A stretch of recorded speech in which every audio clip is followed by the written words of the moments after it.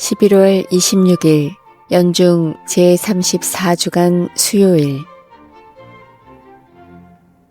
입당송.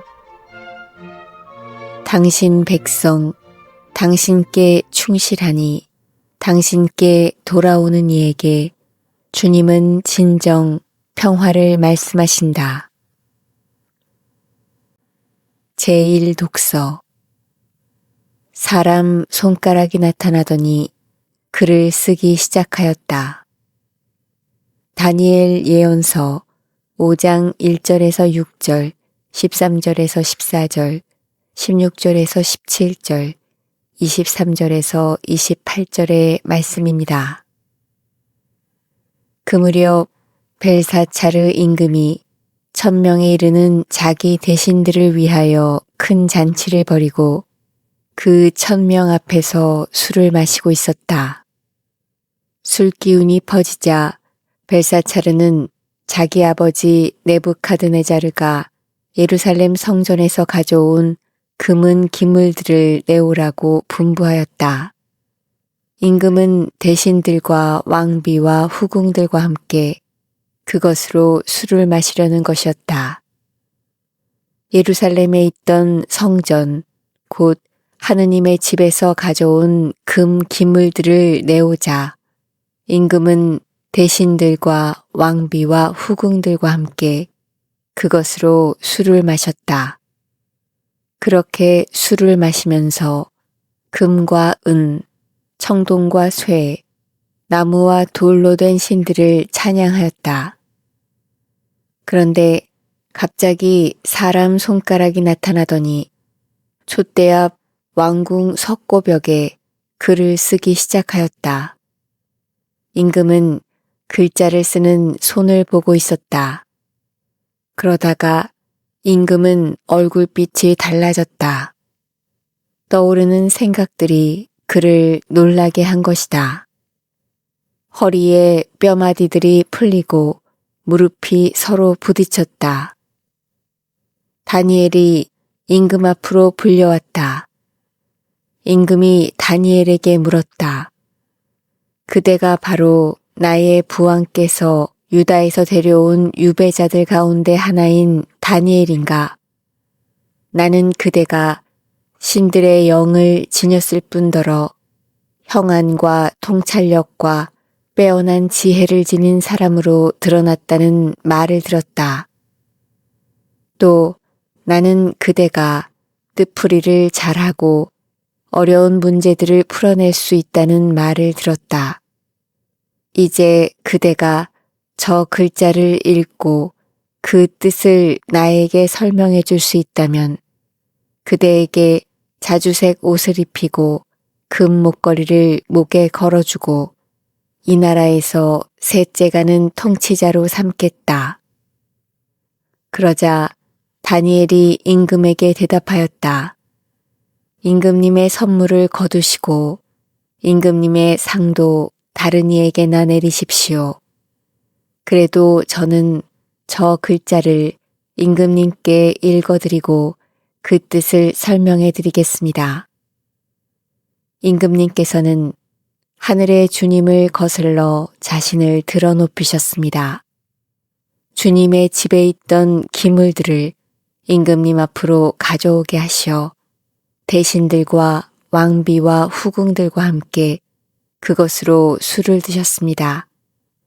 그리고 은과 금, 청동과 쇠, 나무와 돌로 된 신들, 보지도 못하고 듣지도 못하며 알지도 못하는 신들을 찬양하셨습니다. 그러면서 임금님의 목숨을 손에 잡고 계시며 임금님의 모든 길을 쥐고 계신 하느님을 찬송하지 않으셨습니다. 그리하여 하느님께서 손을 보내셔서 저 글자를 쓰게 하신 것입니다. 그렇게 쓰인 글자는 문에 특헬 그리고 파르신입니다. 그 뜻은 이렇습니다. 문에는 하느님께서 임금님 나라의 날수를 헤아리시어 이 나라를 끝내셨다는 뜻입니다. 특헬은 임금님을 저울에 달아보니 무게가 모자랐다는 뜻입니다. 프레스는 임금님의 나라가 둘로 갈라져서 메디아인들과 페르시아인들에게 주어졌다는 뜻입니다. 주님의 말씀입니다. 하느님 감사합니다. 화답송. 영원히 찬송하고 찬양하여라. 해와 달아 주님을 찬미하여라. 하늘의 별들아 주님을 찬미하여라. 영원히 찬송하고 찬양하여라. 비와 이슬아 모두 주님을 찬미하여라. 모든 바람아 주님을 찬미하여라. 영원히 찬송하고 찬양하여라. 불과 열아 주님을 찬미하여라. 추위와 더위야 주님을 찬미하여라. 영원히 찬송하고 찬양하여라. 복음 환호송. 알렐루야. 주님이 말씀하신다. 너는 죽을 때까지 충실하여라. 내가 생명의 화관을 너에게 주리라. 알렐루야. 복음. 너희는 내 이름 때문에 모든 사람에게 미움을 받을 것이다. 그러나 너희는 머리카락 하나도 잃지 않을 것이다.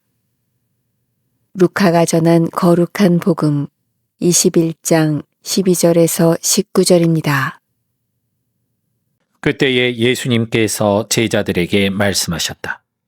사람들이 너희에게 손을 대어 박해할 것이다. 너희를 회당과 감옥에 넘기고 내 이름 때문에 너희를 임금들과 총독들 앞으로 끌고 갈 것이다. 이러한 일이 너희에게는 증언할 기회가 될 것이다. 그러나 너희는 명심하여 변론할 말을 미리부터 준비하지 마라. 어떠한 적대자도 맞서거나 반박할 수 없는 언변과 지혜를 내가 너희에게 주겠다. 부모와 형제와 친척과 친구들까지도 너희를 넘겨 더러는 죽이기까지 할 것이다. 그리고 너희는 내 이름 때문에 모든 사람에게 미움을 받을 것이다. 그러나 너희는 머리카락 하나도 잃지 않을 것이다. 너희는 인내로써 생명을 얻어라. 주님의 말씀입니다. 그리스도님 찬미합니다. 평화를 평화를 빕니다. 오늘 복음에서 예수님께서는 참으로 무서운 말씀을 제자들에게 하고 계십니다. 제가 이걸 한번 어떤 공고문 형식으로 한번 만들어 봤어요. 예수의 제자 사도 채용 공고. 모집 대상. 예수의 제자로 사도직 수행 중 박해받기 가능한 이들. 주요 업무. 회당과 감옥에 끌려다니기. 임금들과 총독들 앞에 서기. 모두에게 미움받기. 특별 전형으로 때때로 가족, 친척, 친구에게 배신당하여 죽을 수 있는 이들. 복지 혜택은 머리카락을 하나도 잃지 않는, 즉 탈모 예방이 복지 혜택이네요. 정말 풍성한 머릿결 하나 보장받고 일하기엔 너무나 힘들고 고통스러운 잡스크립션 아닐까 생각을 해봤습니다. 그러나 예수님께서는 곧 제자들을 떠나셔야만 하는 이 상황에서 그들에게 이러한 말씀을 하시면서 이 모든 일들이 오히려 너희에게 증언할 기회가 될 것이다 라는 말씀을 하십니다. 바로 이 지점. 이것이 세상의 고통과 그리스도인의 고통이 갈라지는 지점입니다. 세상의 고통은 그저 피해야 할 불행이고 실패의 낙인이죠. 하지만 예수님께서는 그 고통의 항복판에 의미라는 깃발을 꽂으십니다.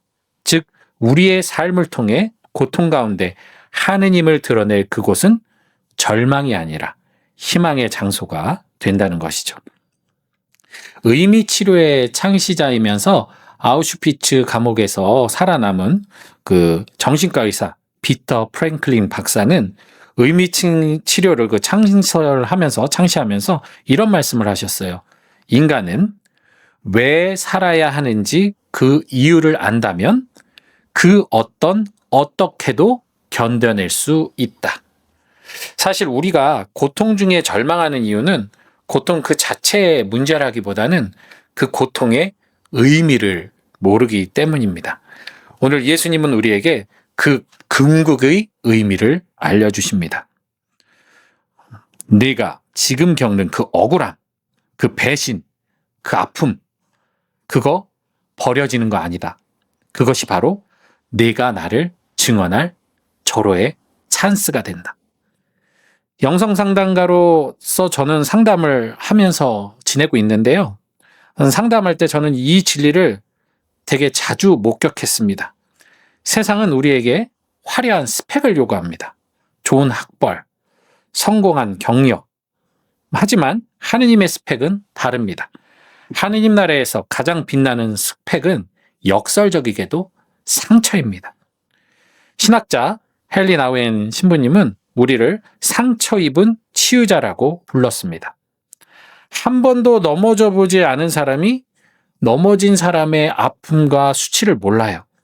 배신의 아픔을 뼈저리게 겪어본 사람만이 똑같은 배신으로 고통받는 이들의 영혼을 진심으로 안아줄 수 있겠죠. 실패의 쓴 잔을 마셔본 사람만이 실패하고 좌절한 이에게 괜찮아 라는 위로를 권위 있게 할 수 있겠죠. 바로 그때 가장 수치스러웠던 상처는 한 영혼을 살리는 가장 강력한 증언이 됩니다. 나의 아픔이 누군가에게 약이 되는 것이죠. 그래서 그러셨겠죠. 죽음을 모르는 하느님께서 죽음 앞에 두려워 떨고 있는 우리에게 희망과 용기를 주실 수 있는 단 한 가지 방법은 당신도 죽음을 겪는 것이었고, 그렇게 신이 피조물을 위해 죽음을 선택하는 위대한 실수, 거룩한 어리석음을 행하신 것입니다. 이 모든 것이 우리를 사랑하시는 하느님의 큰 뜻입니다. 예수님께서는 무슨 말을 할까 미리 걱정하지 마라. 내가 너희에게 언변과 지혜를 주겠다 하십니다. 이 말씀은 어떤 우리에게 화려한 언변 능력이나 논리적 설득력을 가진 그런 토커로 만들어준다는 뜻이 아니라 그저 우리의 상처 입은 모습 그대로 사람들 앞에 서기만 하면 성령께서 너의 그 상처를 통해, 그 나약함을 통해, 그 아픔을 통해 말씀하시겠다는 약속입니다. 형제자매 여러분, 혹시 지금 관계의 박해 속에서 억울하고 아프십니까? 왜 나에게 이런 일이? 라고 묻고 계십니까? 도망치지 마십시오. 여러분은 지금 벌 받는 것이 아니라 하느님과 만날 수 있는 귀한 찬스를 얻고 있는 중입니다. 여러분은 지금 여러분의 말과 행실로서 하느님을 증언할 무대 위에 오르도록 초대받았습니다. 너희는 인내로서 생명을 얻어라.